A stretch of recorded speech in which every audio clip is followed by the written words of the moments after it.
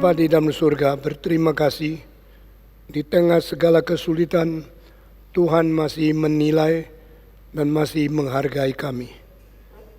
Kami boleh datang pada hari ini mendengarkan firman Tuhan. Kami menyerahkan diri dan waktu ini di dalam tangan Tuhan. Kuduskanlah tempat dan waktu ini.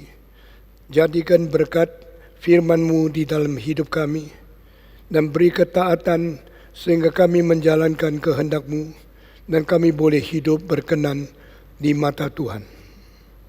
Berkatilah mereka yang beribadah beserta kami melalui streaming di seluruh daerah yang berbeda dari tempat ini. Sehingga roh yang sama bekerja di hati mereka. Dan semua mendapat berkat curahan daripada surga. Dengar doa kami Tuhan. Kami serahkan semua tempat yang bisa menerima suara dari streaming dari sini. Supaya setiap orang dengar firman Tuhan. Mempunyai perasaan takut kepada Tuhan. Cinta kepada Tuhan. Dan kerelaan mentaati kehendak Tuhan. Pakailah hamba-Mu yang hina ini. Sehingga apa yang disampaikan boleh menjadi saluran berkat dari Tuhan kepada setiap orang yang mendengar. Berilah pengertian yang sejati dan pengertian yang segar melalui urapan Roh Kudus di dalam pemberitaan firman ini. Dan setiap orang yang menerima boleh dapat penyegaran dan mendapatkan peneguhan iman. Dalam nama Yesus Kristus, penebus dan juru selamat kami yang hidup kami sudah berdoa. Amin. Saudara-saudara sekalian, kita akan membaca kitab suci dari Matius pasal 5 yang sudah kita baca berturut-turut.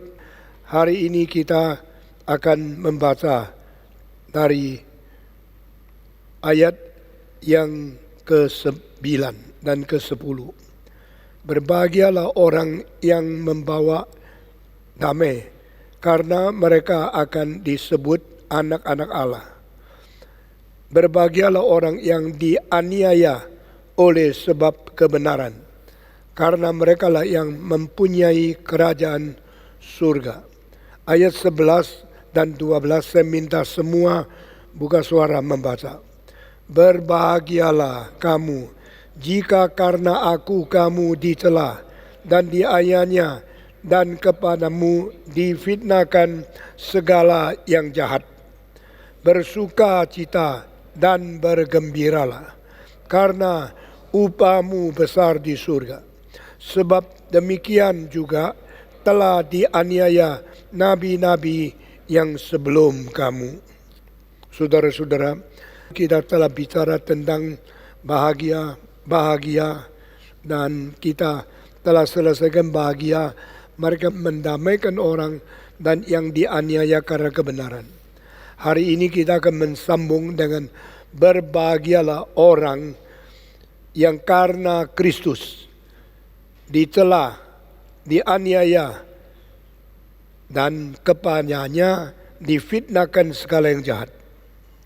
Lalu Tuhan bertutur kepada orang yang dianiaya, bersukacita dan bergembiralah, karena upahmu besar di surga. Sebab demikian juga telah dianiaya nabi-nabi yang sebelum kamu.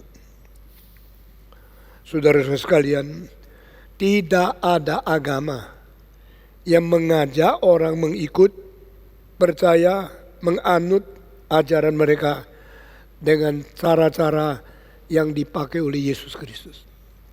Tidak ada pendiri agama yang layak memberitakan jikalau engkau dianiaya, engkau akan bahagia. Tidak ada orang mempunyai syarat yang cukup mengajak manusia untuk menerima kemalangan, penderitaan, penghinaan, kutukan, penganiayaan, dan mengajak manusia bersukacita. Ini satu keanehan, sekaligus satu keunikan, ciri khas kekristenan di dalam dunia agama, di seluruh umat manusia. Yesus Kristuslah yang memulai, yang ada pada dirinya, dan yang berkualifikasi bicara semacam demikian. Saudara-saudara, kekristenan berbeda dengan semua agama dan ini harus dimengerti oleh orang Kristen sendiri atas poin yang penting ini. If we don't understand the qualitative difference between Christianity in compared with other religion, we may not be a good Christian or good follower of Jesus Christ. Jikalau kita tidak mengerti dengan tepat perbedaan sifat kualitatif antara ajaran Kristen dan agama lain, tak mungkin kita mengikut Tuhan dengan setia dan tak mungkin kita menjadi orang Kristen yang baik. Itu sebab di dalam mimbar GRI selalu ditekankan perbedaan kekristenan dengan agama lain. Selalu ditekankan tentang sifat kelebihan dan sifat kualitatif perbedaan antara iman kita dengan iman orang lain. Karena anak Allah diberikan setelah Allah melihat tak ada manusia yang cukup menjadi teladan, menjadi contoh untuk manusia yang lain, maka harus diturunkan anak yang tunggal itu.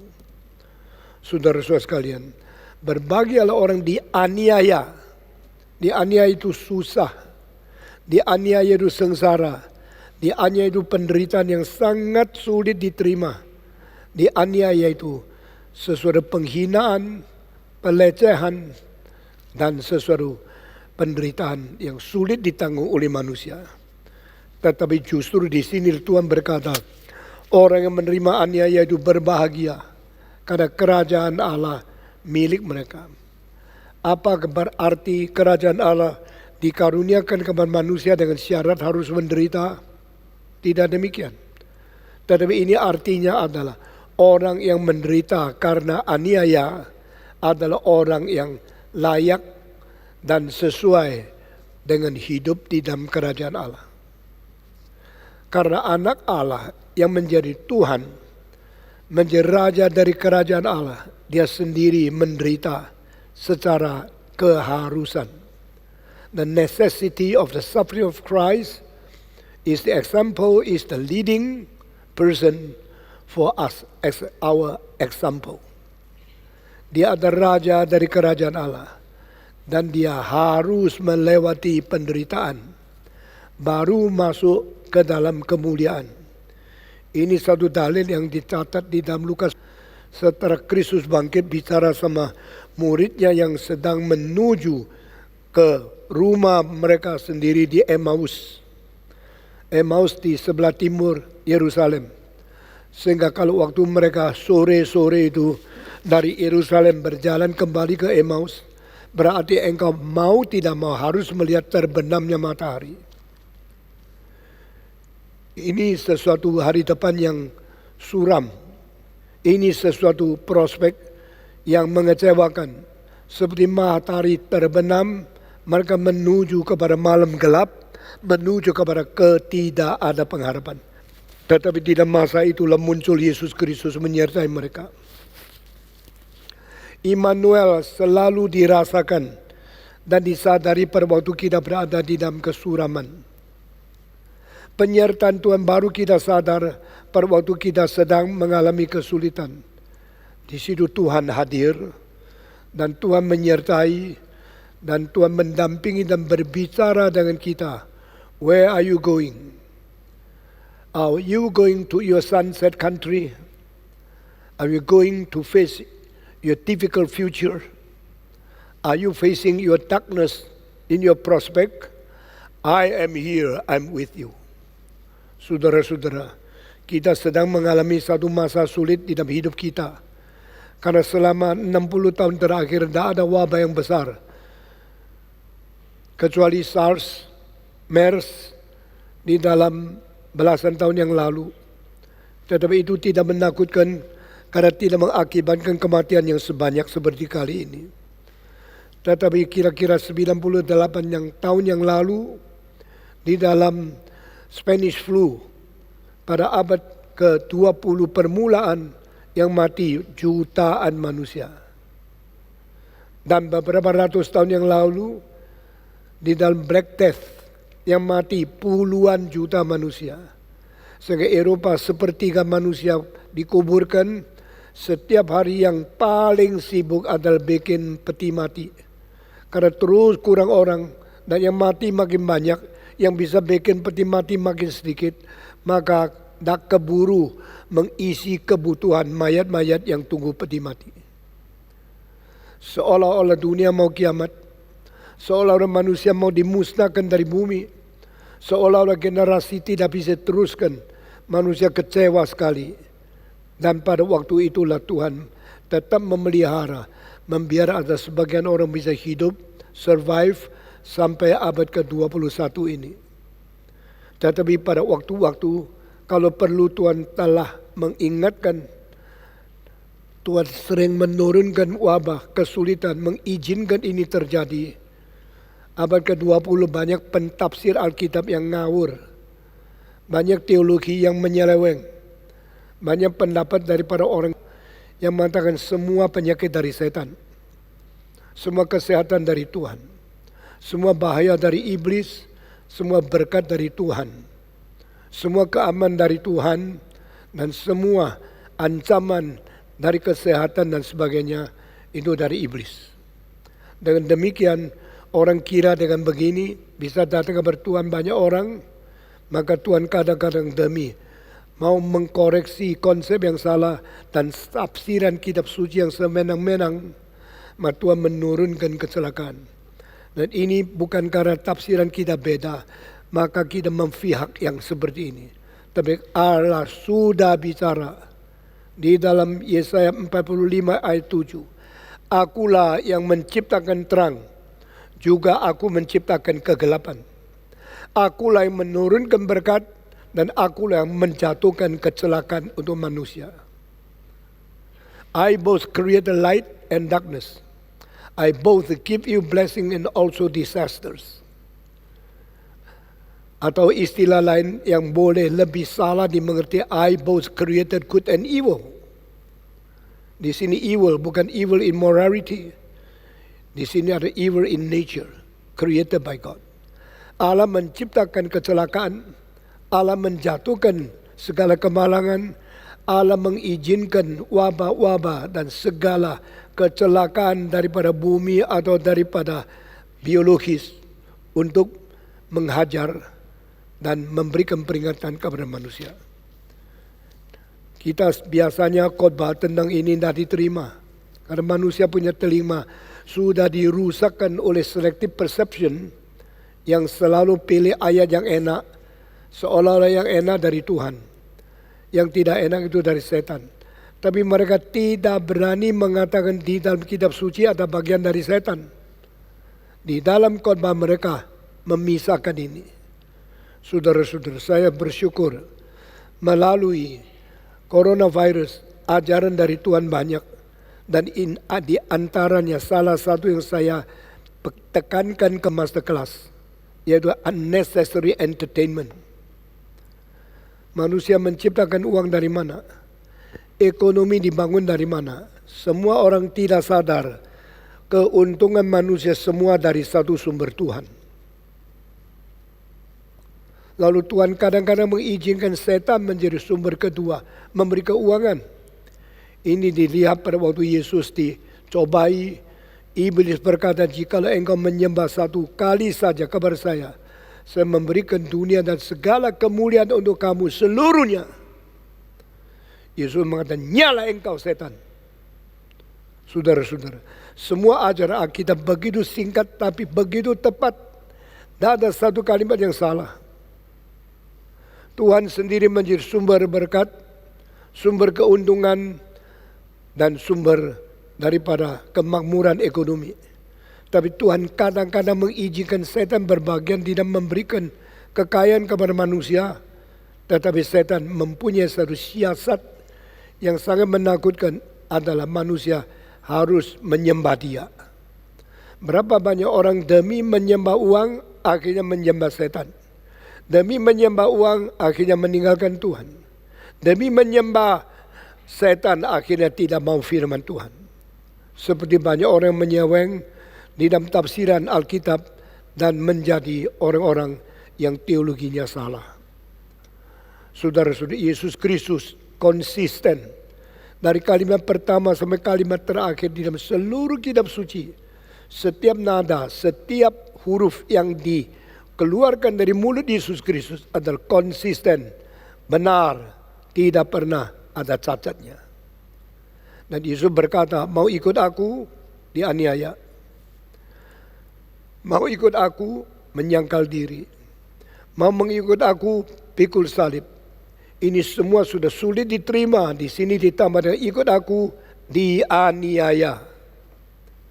Dan bukan dianiaya karena menderita menjadi orang besar. Orang Kristen tidak menjadi orang agung karena dia menderita. Kita bukan rohaninya matang karena kita banyak kesusahan, kemiskinan, kita menjadi orang besar. Menderita karena apa? Di sini tanggung jawabnya berat sekali. 2 kali engkau dianiaya karena kebenaran. Dan disambung dengan ayat 12-13, engkau dianiaya karena aku. Saudara-saudara, dasar yang membuat perbedaan itu selalu lebih penting daripada apa yang menjadi isi perbedaan itu. Banyak orang mati karena evolusi, karena negara, karena bangsa, karena ideologi, karena isme. Nah, ada yang menderita karena dosanya sendiri. Jadi yang dikagumi, yang dihormati bukan berapa penderitaan yang diterima oleh manusia, tapi apakah sebabnya dia menderita. Itu yang menjadi pokok utama kita merenungkan secara teologis. Nabi Kristus itu agung karena penderitaan paling besar. Saya percaya tidak ada pernah di dalam sejarah sejak Adam sampai hari kiamat orang menderita lebih daripada apa yang dialami oleh Yesus Kristus.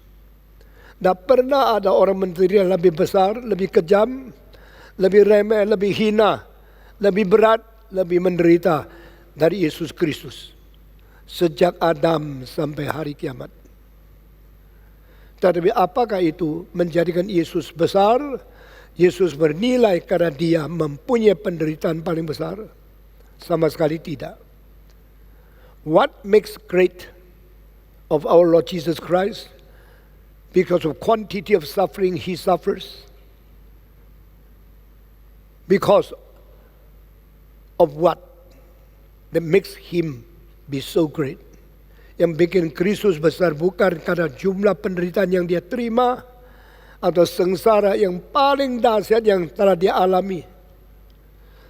Melainkan yang bikin Kristus agung besar adalah karena siapa dia yang mau menderita. Banyak orang di dalam Jumat Agung tidak memikirkan poin ini. Yang dipikirkan berapa susahnya Yesus. Saudara-saudara, yang dipaku di atas kayu salib bukan 1 orang, 3 orang. Penderitaan hampir sama. Semua dipaku. Yesus lebih karena memakai mahkota duri, di mana kedua itu tidak. Tetapi yang bedakan Yesus dalam penderitaan setiap orang yang dipaku di atas salib karena dia bukan karena dosa.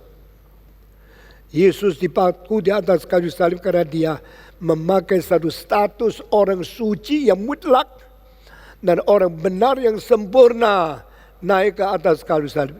Di situ keagungannya. What is the reason make Christ so great? It's not because the quantity and the experience of his suffering, but the quality of who he is. Why he should to be hung up on the cross. Siapakah Kristus sehingga dia harus dipaku di atas Golgota? Dia harus naik ke atas kayu salib. Alkitab mengatakan, engkau telah membunuh dia yang benar. Engkau telah membunuh dia yang suci. Tetapi Tuhan membangkitkan dia, melepaskan dia daripada kematian. You have crucified the righteous one, the holiest one. Inilah poinnya. Kalau Yesus adalah yang suci, dia tidak berdosa dan tidak harusnya menerima upah dosa yaitu maut. Kalau Yesus adalah benar, dia tidak seharusnya menerima pengadilan daripada segala hukum yang tidak benar. Tetapi dia telah menerima Pernah menerima bukan karena paksa. Pernah menerima bukan karena tidak berdaya menolak. Kalimat yang lain bikin dia agung karena bukan ada orang yang bisa merampas nyawaku. Tidak ada seorang pun sanggup merebut nyawaku. Tapi aku sendiri yang telah menyerahkan. Jikalau aku berhak menyerahkan nyawaku, aku berhak pula untuk menerimanya kembali. Inilah perbedaan Kristus. Inilah dia yang menjadi juru selamat. Pengantara satu-satunya antara Tuhan dan manusia. Yesus Kristus yang adalah Allah, inkarnasi menjadi manusia. Adalah menjadi Tuhan yang disambut dan disembah sujud oleh semua malaikat di surga. Rela turun berinkarnasi, berdaging darah seperti engkau dan saya. Karena segala anak mempunyai daging dan darah, maka dia juga bersalut dengan daging dan darah. Di dalam ini bukan kita menurut teladan dia, menurut teladan kita. Kita mempunyai tubuh, dia ikut kita menjadi mempunyai tubuh. Di dalam Alkitab sangat penting sekali siapa mengikuti siapa. Manusia dicipta menurut peta teladan Allah. Tapi Yesus inkarnasi menurut peta teladan manusia. Ini balik mengandung rahasia yang besar sekali. Alkitab mengatakan kita diampuni Tuhan, baru kita berdamai kepada Allah. Tapi Alkitab mengajar kalau kita berdoa, minta Tuhan seperti kita harus mengampuni orang lain, baru dia mengampuni kita. Masa ada Tuhan seperti manusia? Masa ada perlunya Tuhan mengikuti teladan manusia? Nah ini rahasia. Dalam doa Bapa kami, ampuni dosa kami seperti kami mengampuni dosa orang lain. Tuhan ikut saya. Saya sudah mengampuni orang lain, sekarang engkau ampuni saya. Di dalam tafsiran tentang doa Bapa kami, hampir tidak ada teolog yang menjelaskan ini kecuali di GRII. Ampunilah dosa kami seperti kami mengampuni dosa orang lain. Mengapa berani minta Tuhan belajar seperti saya? Ampuni saya seperti saya mengampuni orang lain. Siapa kita boleh menjadi contoh untuk diteladani oleh Tuhan? Siapa kita boleh berdoa minta Tuhan ampuni kita karena kita sudah mengampuni orang lain? Bukankah kita mengampuni orang lain karena kita telah menerima pengampunan maka kita belajar dari Tuhan? Tetapi saudara, justru Tuhan mengajar kita berdoa dengan cara begini. Setelah engkau diampuni oleh Tuhan, engkau bisa mengampuni orang lain. Tetapi engkau tidak mengampuni orang lain, engkau tidak berhak minta Tuhan mengampuni engkau lagi. Ini rahasianya. Saudara-saudara, demikian Tuhan menciptakan manusia menurut peta teladan Allah. Lalu waktu Yesus inkarnasi, dia inkarnasi menjadi seperti manusia, ikut peta teladan manusia. Ini tidak ada sangkut paut dengan Tritunggal. Karena Allah Tritunggal, maka menurut peta teladan Allah manusia dicipta menjadi tubuh, jiwa dan roh seperti Tritunggal. Itu teologi yang ngawur. Itu salah belaka. Dan itu sering dipakai oleh orang yang tidak bertanggung jawab atau tidak mengerti. Tuhan menciptakan manusia menurut peta teladan Allah. Bukan jasmani, bukan tubuh. Lalu waktu Yesus menjadi manusia, menjadi seperti kita, ini memang tubuh. Itu sebab Ibrani pasal 2, karena saudara-saudara, anak-anak mempunyai tubuh dan darah, maka dia juga menjadi seperti tubuh dan darah. Di dalam hal ini, Allah mempunyai peta teladan lebih dulu dari kita. Kita dicipta menurut peta teladan terlebih dulu sudah ada itu. Tapi manusia mempunyai tubuh, mempunyai daging dan darah lebih dulu daripada inkarnasi Yesus Kristus. Maka dia datang mengikuti kita. Dia juga mempunyai tubuh yang berdaging dan darah. Ini semua mengandung rahasia yang besar sekali. Saudara-saudara sekalian. Tetapi di dalam penderitaan berarti tubuh bertemu dengan kemalangan. Tubuh itu perlu satu kategori yang enak. Lingkungan yang sangat bagus. Bisa hidup secara nyenyak. Kita menerima udara, hidupnya enak. Kita menerima makanan, rasanya enak. Kita menerima air yang tidak pernah kita bosan sampai kita mati. Detik terakhir, bosan terhadap sayur tidak ada. Bosan terhadap air tidak ada. Bosan terhadap oksigen tidak ada. Saya sudah tua, sering tidak ada nafsu makan. Waktu saya paling tidak ada nafsu makan, tidak pernah saya tolak air, tolak sayur, tolak buah. Karena bagaimanapun tidak ada nafsu, tetap ada nafsu minum air putih. Bukan susu, bukan segala minuman adukan daripada cara manusia, tapi air putih. Itu tidak pernah tidak ada nafsu. Oksigen tidak pernah tidak ada nafsu. Buah-buahan tidak pernah tidak nafsu. Karena itu natural, itu ciptaan Tuhan. Saya heran Tuhan bisa menciptakan barang yang orang minum, makan, hirup, hidup di dalam lingkungan itu berpuluh-puluh tahun, berpuluh-puluh ribu hari, beribu-ribu bulan, tidak pernah bosan. Hanya Tuhan sanggup. Tidak ada pabrik yang bisa menghasilkan sesuatu makanan yang orang makan tidak bosan. Tidak ada koki yang bisa masak sesuatu makanan orang tidak pernah bosan. Kecuali yang diciptakan oleh Tuhan. Itu keajaiban dari Tuhan. Tapi pada waktu Yesus masuk ke dunia, dia bukan menikmati yang paling enak untuk dihirup, paling enak untuk dimakan, paling enak untuk diterima, paling enak untuk dinikmati tubuhnya. Dia menderita semua yang paling tidak enak. Telinganya dengar maki-maki, umpatan, dan segala fitnah yang paling tidak enak didengar. Matanya melihat orang yang membenci dia, dan mata yang melotot melihat dia dengan tidak hormat dan dengan sangat kurang ajar. Pipinya dipukul oleh manusia dengan penghinaan yang paling sulit diterima. Apa yang dia terima di dalam daging dan darah ada lingkungan yang paling jelek, yang paling sulit, yang paling membencikan. That is the environment of Jesus when he was in flesh. Kita selama ada di dalam daging, kita mau kursi yang enak, tempat tidur yang enak, rumah yang enak, semua mau enak.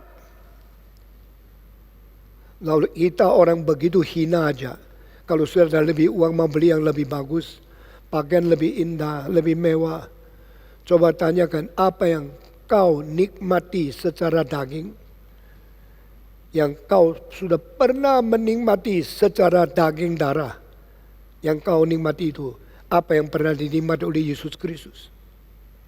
Tidak ada satu.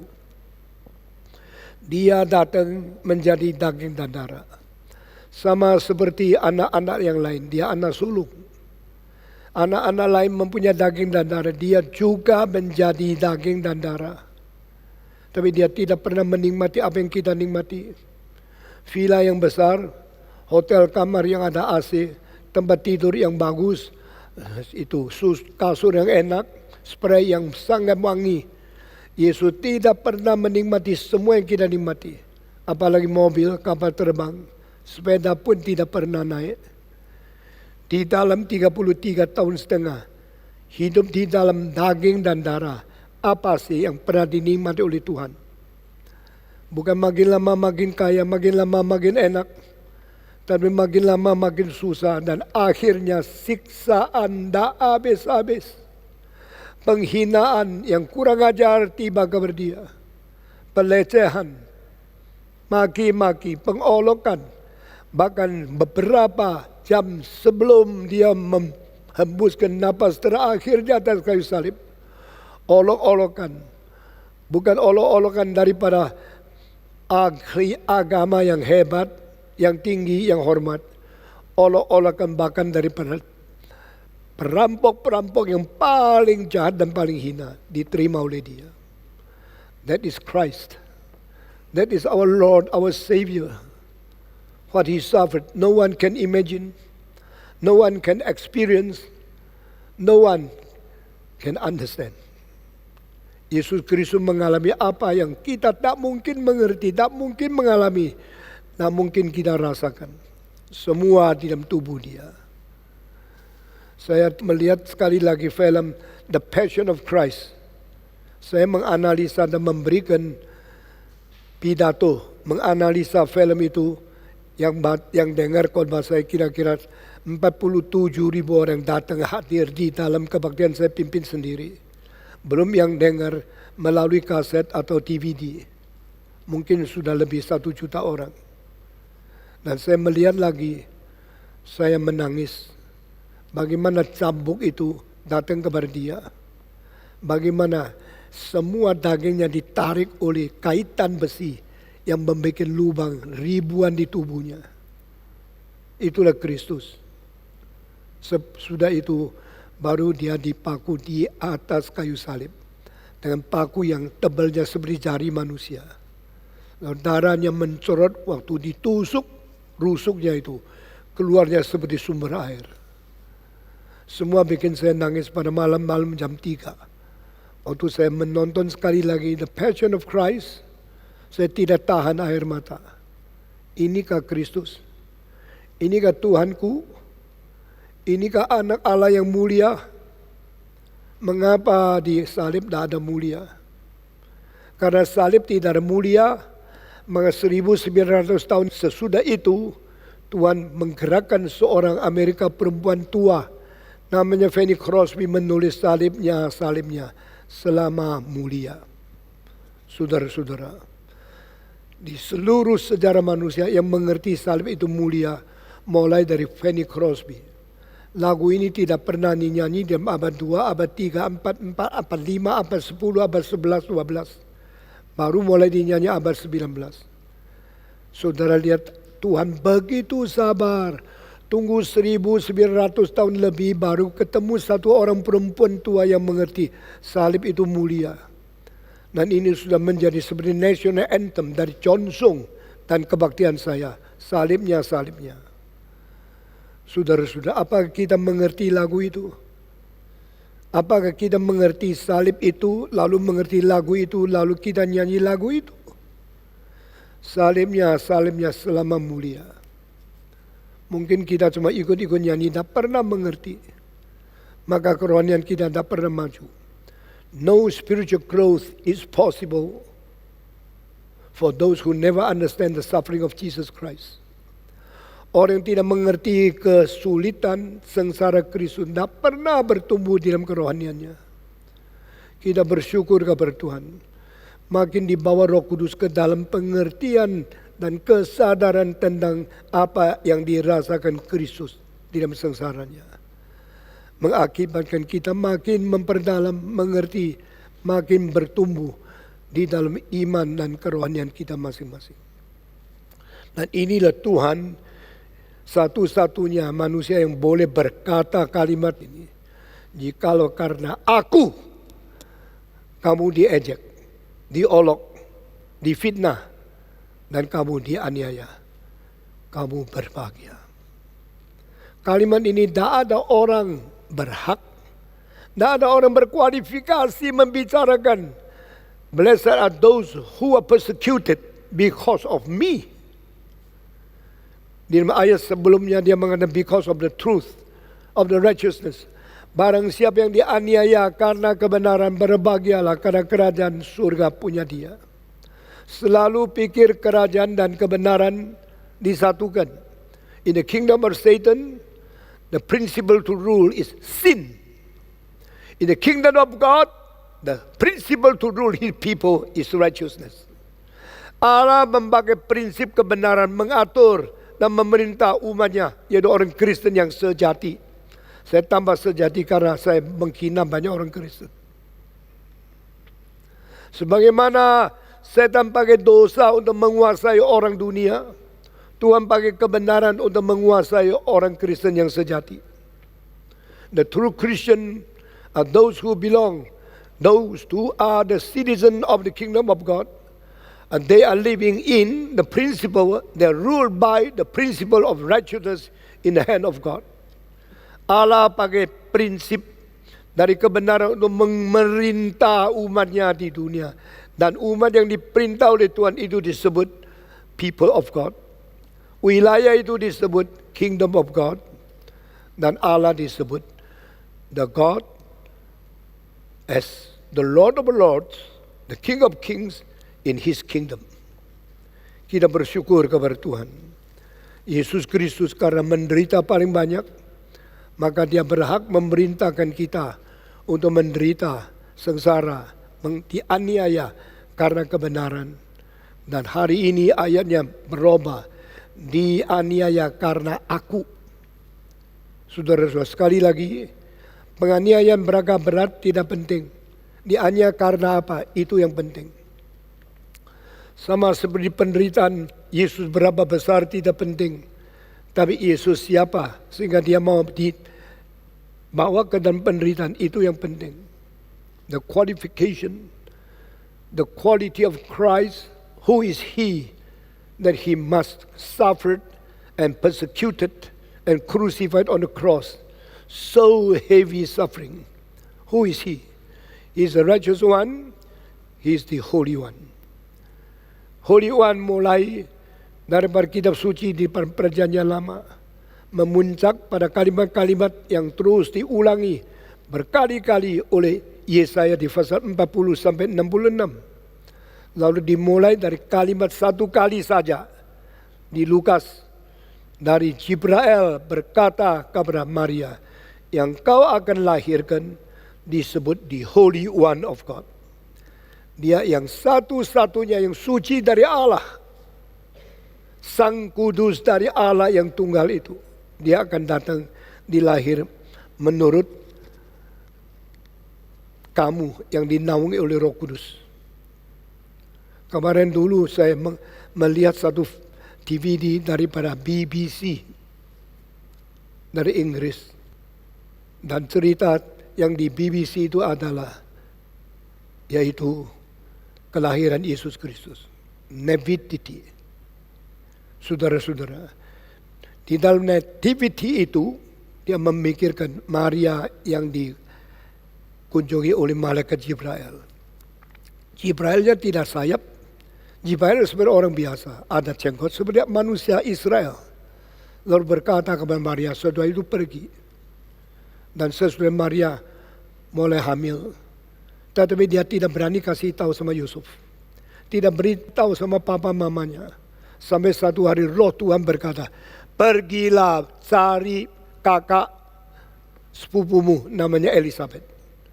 Saudara-saudara, Elizabeth menjadi nyonya dari seorang imam. Harus tinggal di Yerusalem. Tetapi Maria seorang tinggal di Nazaret. Dari Nazaret ke Yerusalem paling sedikit 3-4 hari jalan kaki. Tapi menurut film itu lebih dari 4 hari. Dan dia minta pergi.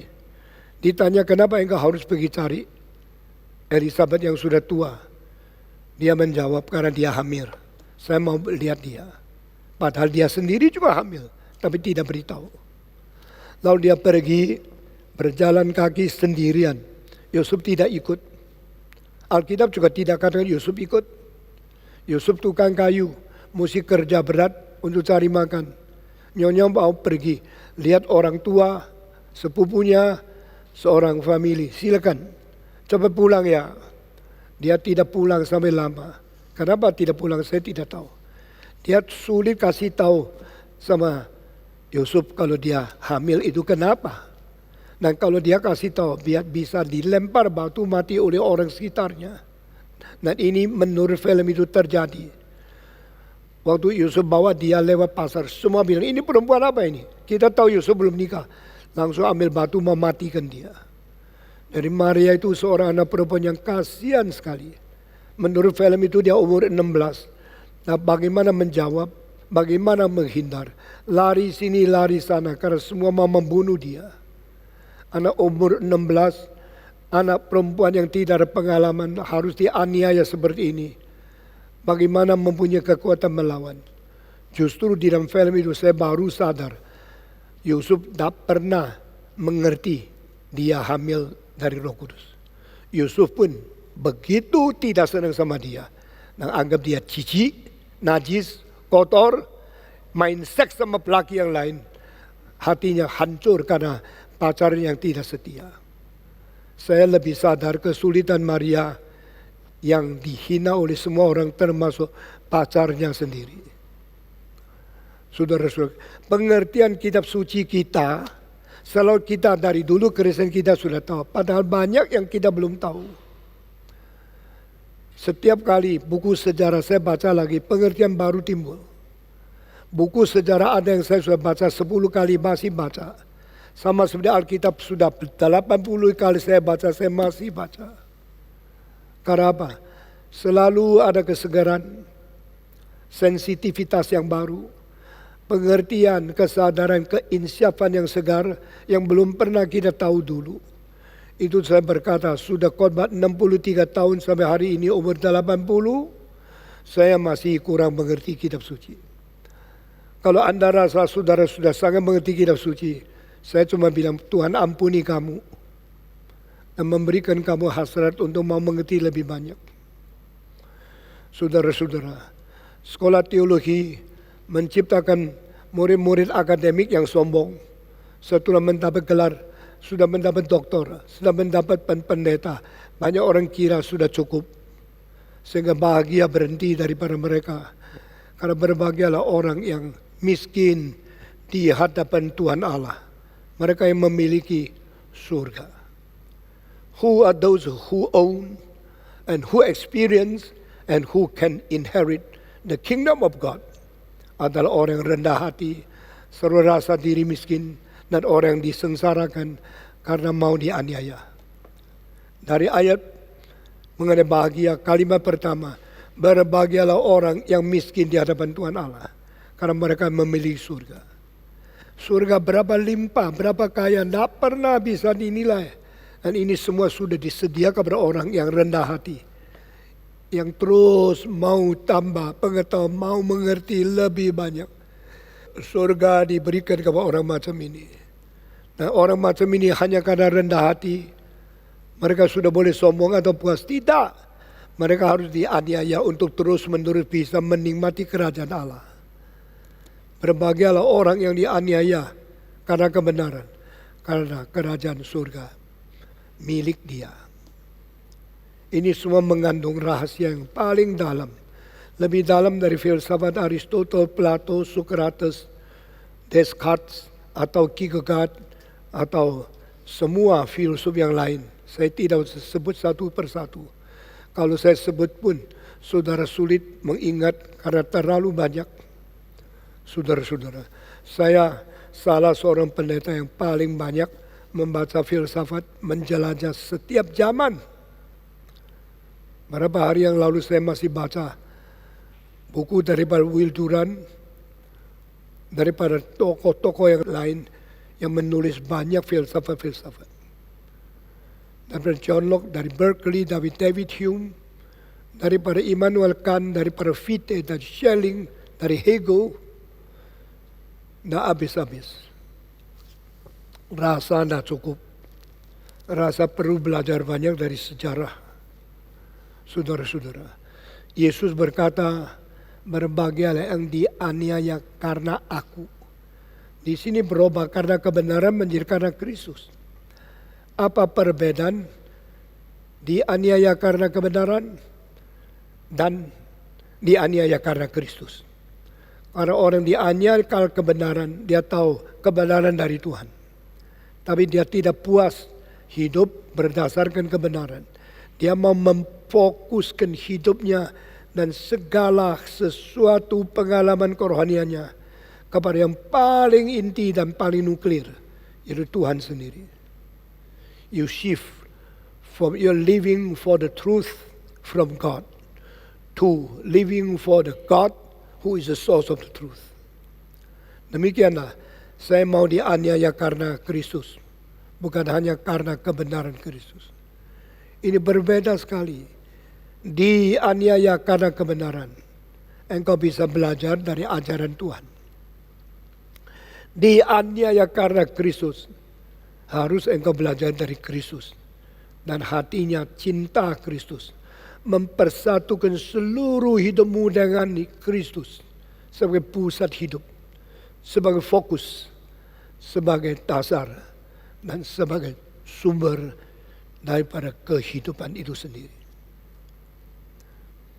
The subjectivity of truth in person, subjectivity of righteousness in person, the subjectivity of love and mercy in person, and that is God and that is Christ.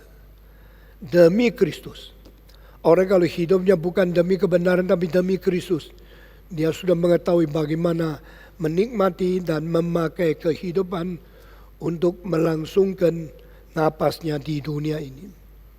You can live how to be the valuable life, how to share the life of Christ in your daily life in this world when you make Christ your center, Christ as your foundation, Christ as your cause of your living.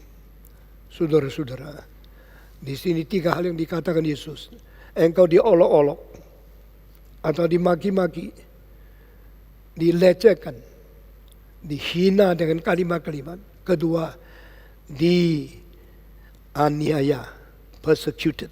Dan ketiga, difitnah dengan kalimat-kalimat bikinan orang yang tidak ada. Saya tidak tahu engkau pernah difitnah apa ya. Saya sudah mengalami waktu difitnah hatinya hancur. Saya tidak kerjakan itu. Orang ngomong kalimat-kalimat yang tidak bertanggung jawab.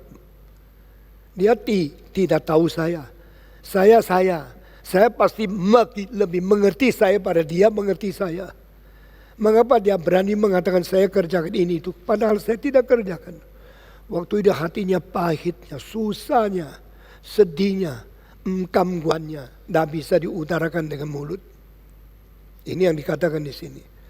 Orang pakai segala maki caci, mengfitnah apa yang kau tidak kerjakan. Kalau engkau sekarang menanggung itu karena aku, engkau berbahagia. Karena aku. Kalau kita difitnah karena kita salah, jangan kira kita berbagian di dalam ayat ini. Kalau kita difitnah, dimaki orang karena kita berdosa, itu seharusnya. Kalau kita sudah bersalah, lalu kita dimaki, kita dihakimi, kita diadili, kita hina. Itu namanya seharusnya. Itu namanya mustinya. Bahkan lebih daripada yang kita tanggung. Tetapi kalau kita tidak berbuat jahat, tidak salah. Kita tidak pernah merugikan orang lain. Tapi kita difitnah dengan kalimat-kalimat bikinan mereka. Dan itu dikatakan oleh orang. Dan kita tanggung karena Kristus. Dua ini dicampur. Baru ada bahagia. Berbahagialah orang yang diolok-olok. Berbahagialah orang yang dianiaya. Berbahagialah orang yang difitnah, diumpat karena aku. Berbahagialah karena kerajaan surga milik mereka.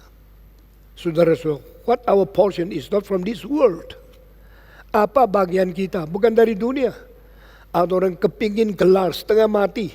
Sampai mati-matian, sampai pakai bohong, pakai uang beli gelar. Ada orang senang sekali sesuai kedudukan atau menteri atau presiden. Sampai suap begitu banyak, ngomong begitu banyak bohong supaya dapat jabatan itu. Atau orang kepingin menjadi profesor pakai cara apa saja. Sampai tidak melayani Tuhan, tidak kerja baik dan tidak makan. Itu hanya karena sesuatu di dunia yang sementara. Ingatlah yang Tuhan serahkan, yang Tuhan hadiahkan untuk kita warisi adalah kerajaan Allah. Yang bukan sementara tapi untuk kekal selama-lamanya. Mengapa engkau cari makanan yang bisa rusak? Yesus berkata, jangan berusaha untuk makanan yang bisa rusak. Usahakanlah dengan segiat mungkin makanan yang tidak merusak. Dan akulah roti dari surga. Carilah aku. Tuntutlah aku. Terimalah makanan daripadaku. I'm the bread of life. I'm the bread from heaven. I'm the living food for you. Those who eat my flesh and drink my blood will live forever and evermore. Barang siapa yang tidak makan dagingku, tidak minum darahku, tidak ada hidup kekal di dalamnya. Kalimat yang begitu jelas kita anggap sepi, kita tidak peduli, kita terus mengejar uang. Maka Tuhan kadang-kadang untuk suruh kuda itu bisa lari, dia pecut. Demikian Tuhan memecut sejarah dengan Black Death, dengan sifilis, dengan AIDS, dengan coronavirus, dengan Spanish flu, dengan segala macam hukuman supaya manusia sadar. Karena menyadarkan manusia sudah tidak mau dengar Nabi, tidak mau baca kitab suci, Tuhan pakai tangannya bilang, I both give you blessing and also good and evil. Allah menurunkan kecelakaan. Selama 2 bulan ini saya tidak keluar terus di rumah. Dan saya terus memikir, terus baca, terus menambah pengetahuan saya. Saya dulunya sibuk 1 minggu ke 5 negara, 5 kota khotbah. Luar biasa capeknya. Sekarang Tuhan kasih saya tidak capek, sampai tidak bisa tidur karena kurang capek. Saya kasih bocor rahasia, selama 3 minggu ini, rata-rata saya tidur jam 5 pagi. Tadi jam 5 tidur, jam 7 bangun karena 7:30 saya mesti khotbah. Saya kurang tidur karena kurang capek. Saudara-saudara, tapi saya terpikir Tuhan kasih tahu saya kenapa kasih coronavirus. Kenapa negara paling maju pun mati paling banyak. Heran loh. Kedokteran paling maju sekarang Jerman, Amerika, Jepang. 3-tiganya kena coronavirus. Amerika yang paling kaya, paling ekonomi kuat, paling banyak yang mati. Ini semua kesinggungan. Satu ironis. Satu sindiran dari Tuhan. Man, what can you do? You think you are so advanced, so advanced, so brilliant brain, and so scientific. Negara yang paling maju mati paling banyak.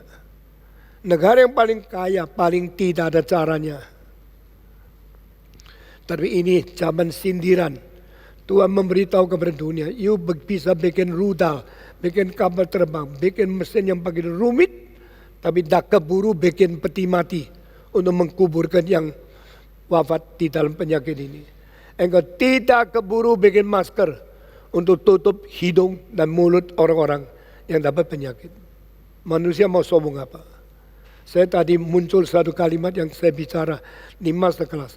Unnecessary entertainment. Manusia tidak ada udara mati, tidak ada air mati, tidak ada makanan mati. Kita perlu makan, kita perlu minum, kita perlu hirup.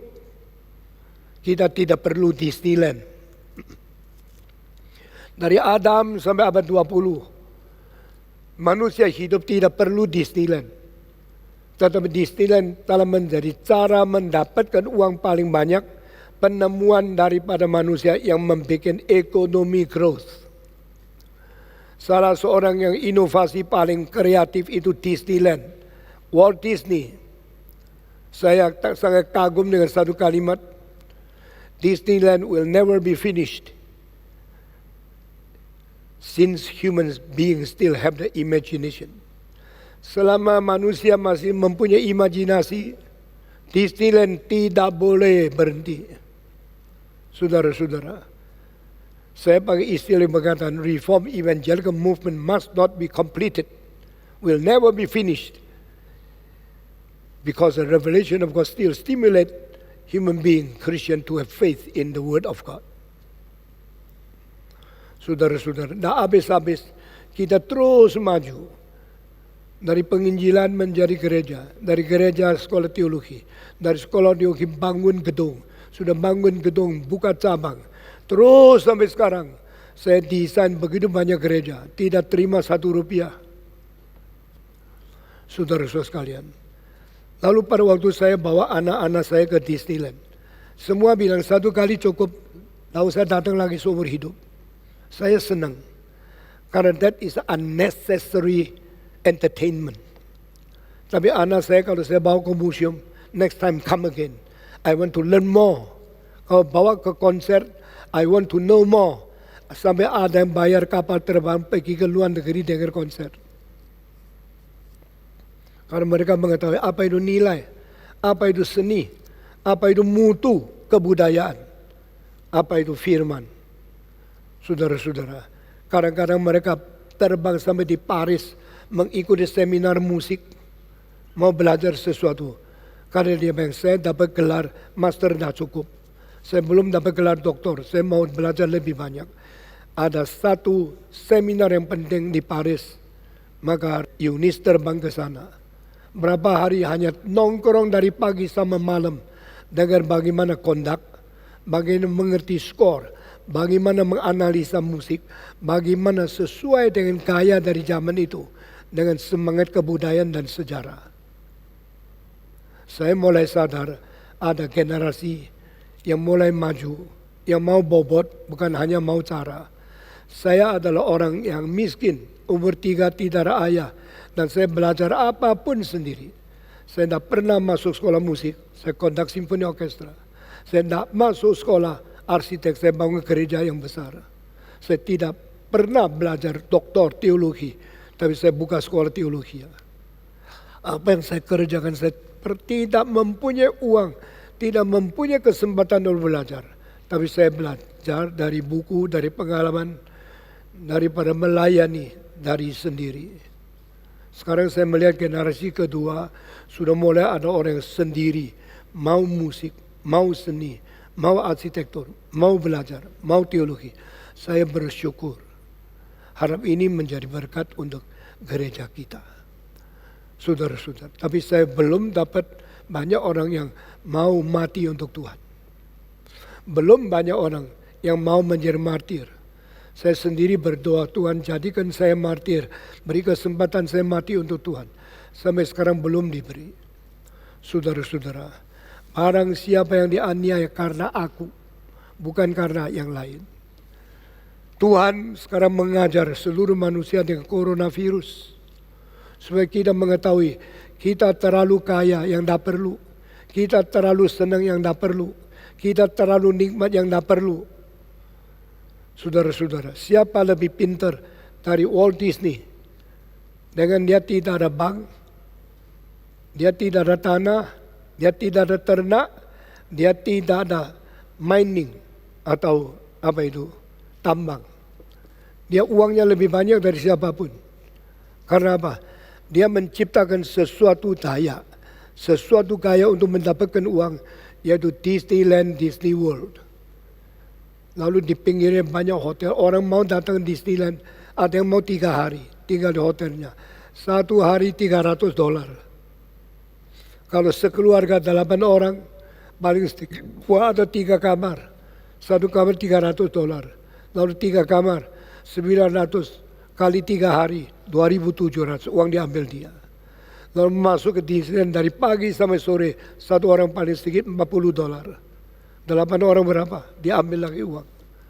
Orang ini kaya luar biasa. Dia sudah mati. Disneyland. Ada unnecessary entertainment. Dari mana kita tahu? Dari coronavirus sudah terjangkit. Sekarang Disneyland hampir tidak ada orang masuk. Football hampir tidak orang nonton. Banyak konser daripada rock and roll yang puluhan ribu orang. Tidak ada orang datang. Konser kita ditutup pakai streaming untuk mereka yang suka musik yang bermutu. Gereja kita sudah kelihatan kosong. Tetapi streaming masih laku 2 kali sampai 5 kali lebih banyak dari biasa. Saudara-saudara, jangan kira ini hari sedikit yang di sini. Yang di luar sudah lebih 5.000 yang dengar khotbah ini. Karena apa? Manusia lapar bukan karena tidak roti. Manusia haus bukan karena tidak ada air, tapi kekurangan firman Tuhan. Selain di Indonesia, saya percaya di Tiongkok melalui streaming, setiap khotbah minggu kira-kira 8.000 sampai 10.000 yang dengar. Dan mungkin lebih dari itu. Setelah kali kedua, kali ketiga di repeat again, tambah terus. Saudara-saudara, kalau so many things unnecessary, not basic need, we have it okay. We do not have okay too. Mari kita mulai saring, mulai menguji, mengkaji ulang hidup kita bagaimana memperkenan Tuhan. What is the first thing we should do it first? First thing first. Seek ye first the kingdom of God and the righteousness of God. Carilah kerajaan Allah dan kebenaran Allah terlebih dahulu, yang lain akan ditambahkan kepada engkau. Saudara-saudara, kiranya Tuhan memberkati kita. Melalui coronavirus, kita dibangun kembali. Kita mempunyai pengajaran, mempunyai latihan, mempunyai satu disiplin, mempunyai ujian terhadap diri sendiri, dan mempunyai kerja lebih berat untuk mencari kehendak Tuhan yang utama itu apa. Saudara-saudara, saya tidak tahu apa yang terjadi pada hari kita terakhir. Saya juga tidak tahu, saya sekarang umur 80, matinya disiksa atau dianiaya atau dibunuh, saya tidak tahu. Saya sudah siap sejak 60 tahun yang lalu, waktu masih umur 20. God, I want to die for you. I want to die for the Christ, for the gospel. Sampai sekarang Tuhan tidak izinkan. Saya tetap berdoa kepada Tuhan, kehendak-Mu yang jadi. Tapi harus untuk Tuhan. Jangan engkau menderita karena dosa. Jangan menderita karena engkau melakukan kesalahan merugikan banyak orang. Akhirnya orang merugikan engkau juga. Lalu engkau kira engkau sudah ayub mendapatkan kesalahan. Tidak. Itu adalah seharusnya, sepatutnya engkau seadilnya harus disiksa karena engkau berbuat dosa. Tapi kalau engkau tidak berbuat dosa, engkau menjalankan kehendak Allah, engkau demi nama Yesus Kristus, engkau dianiaya, berbahagialah. Saya akan berhenti dengan beberapa hal lagi. 3 hal yang Tuhan berkata. Bersukacitalah kamu, karena kamu punya pahala besar. Dan kedua, nabi-nabi sebelum kamu juga pernah disiksa seperti ini. Ini 3 hal. You should be rejoiced. You should be joyful. Bersukacita di dalam penghinaan? Ya. Bersukacita di dalam penyiksaan? Ya. Bergembira dan bersukacita terus menerus karena dianiaya? Iya. Inilah bedanya Kristen. Bunga keluarkan wanginya karena dia bunga.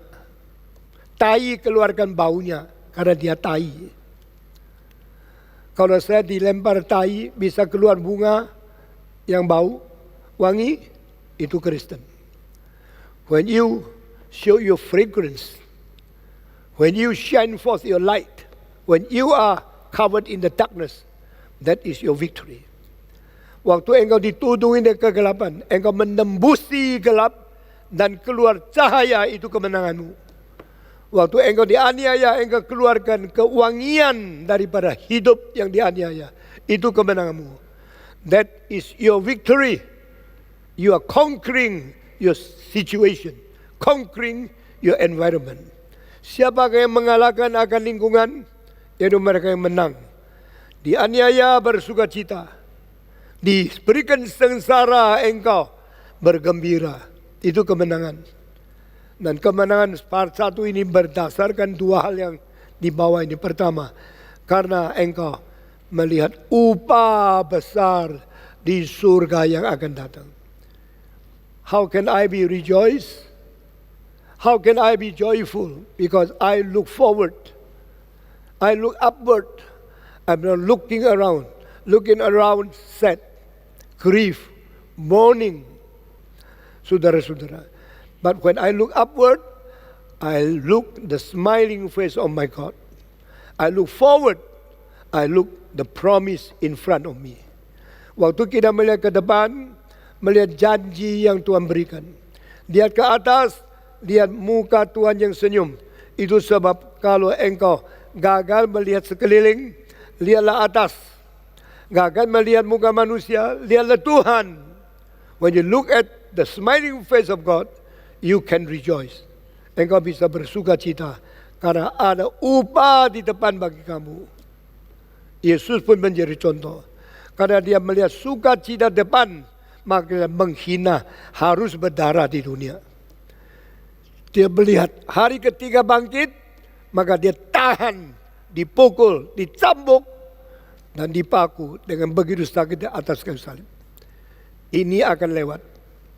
2 hari kemudian kebangkitan akan tiba. Waktu itu saya akan mendapatkan kemenangan, saya dapat kemuliaan. Kristus harus menderita supaya masuk ke dalam kemuliaan. Dalil ini tidak pernah berubah. Saya takut kurang penderitaan, maka besok tidak ada bagian. Saya takut karena saya tidak disiksa, tidak dihina, tidak dianiaya, maka besok tidak ada pahala. Tapi barang siapa yang menderita karena Tuhan, dia pahala di surga itu besar. Dia harus bersuka cita. Kedua, karena nabi-nabi sebelum kamu juga diperlakukan dengan sama. Ini 3 kalimat terakhir sangat memberi kekuatan, saudara-saudara. Dan all the prophets before you have been persecuted this way. Yeremia berapa susah. Yesaya dipotong menjadi 2 dengan gergaji. Akhirnya mayatnya menjadi 2. Dalam sejarah sama Yesaya, sama raja-raja dari Habsburg Palace yang dipotong-potong waktu matinya. Mereka raja dari Austria, Hongaria, mereka mempunyai cara kalau raja mati, semua rakyat mau lihat jenazahnya. Maka tidak cukup tempat, tangan dipotong, kaki dipotong, lalu taruh di sini, ditaruh di sana. Boleh lihat di bagian situ, tidak usah lihat di sini, karena sini tidak cukup tempat. Itu sudah mati dipotong, untuk dihormati. Tapi Yesaya dipotong bukan dihormati, disiksa, dimatikan. Sebelum dipotong masih hidup, setelah dipotong dia harus mati. Nabi-nabi sebelum kamu pernah dianiaya seperti ini. Siapa kamu? Kamu lebih hebat? Kamu kerja lebih berat? Tidak. Mari kita berkata, Tuhan, jikalau saya pun harus dipotong, saya siap menjadi seperti nabi-nabi sebelum saya. Saudara-saudara, 2 ini dikaris menjadi 1. Yaitu from eternity to eternity. Dari nabi-nabi sebelum engkau sampai besok di surga, di dalam kekekalan. 1 garis. The eternity is to determine the value of temporality. Kekekalan menjadi ukuran menentu nilainya sekarang. Sekarang saya hidup senang, hidup susah, hidup lancar, hidup dianiaya. Bukan soal yang penting. Yang penting nilai yang saya tetapkan di hadapan Tuhan dari sebelum saya sampai besok di surga, 1 garis. Apa kehendak Tuhan? Itu yang penting. Saya khotbah sampai di sini.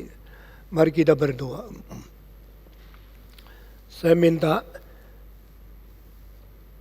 Bapak Murjanto naik ke atas, pimpin kita di dalam doa untuk khotbah hari ini.